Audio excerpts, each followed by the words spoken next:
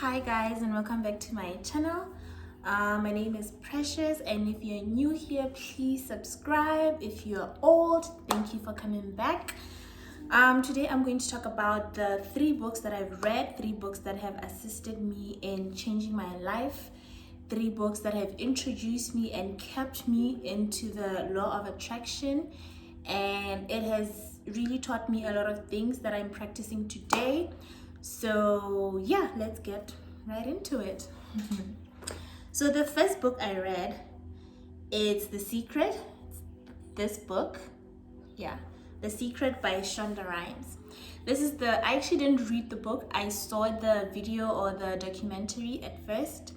I got it from my friend. I thought it was a horror movie because it was called The Secret. So anyway, I watched the video, and that is how I got introduced to the law of attraction. It teaches you literally everything you need to know about the law of attraction, how to use it, how to practice it, and all of that.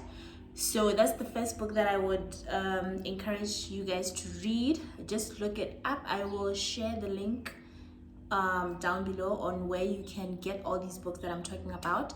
So that is your assignment for the week. You need to download all of these books, you need to read all of these books, and yeah, then you can start your law of attraction journey. And then the second book that I read was called Ask and Is Given by Abraham Hicks. Okay, the reason why I love this book so much is because it was not written by an actual physical person. It was written by spirit guides. So Abraham Hicks is the spirit guides of Esther Hicks, right? I think, yeah, just look up what spirit guides are. It's like, when you meditate and then you reach this level. I haven't reached the level yet. I haven't met my spirit guides yet. I hope I will soon. But yeah, the spirit guides wrote this book, and basically it talks about the other part of the world that we are trying to learn, that I'm trying to get into, which is the spiritual world. So the spirit guides actually teach you how to use the law of attraction, how to change your reality into whatever you want, how to manifest all of your desires in different ways. So this is one book that is very close to my heart. I have read it a million times. I am actually reading it again as we speak. So this book is so, I don't even know how to explain it. It's an amazing book, and yeah, if you're gonna read one of the books, I would encourage you to read this one. Is it clear? Yeah, that's the book you should read. Ask and Is Given by Abraham Hicks, okay? The Teachings of Abraham. So yeah, it's an amazing book, guys. Oh my god. And then the last book that I would like you guys to read is called Conversations with God by Neale Donald Walsch. So this book, guys, it can either make you very spiritual, or it can better your relationship with God. So in my case, it's a bit of both, because at first I used to believe that God had his favorites, and that actually a pastor once told me, he once told me that if I wanted to get something, I should go to a pastor so he prays for me, because he acts like the intermediary between me and God, right?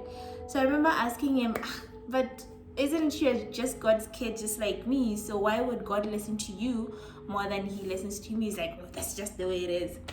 So that's one thing that has always turned me off.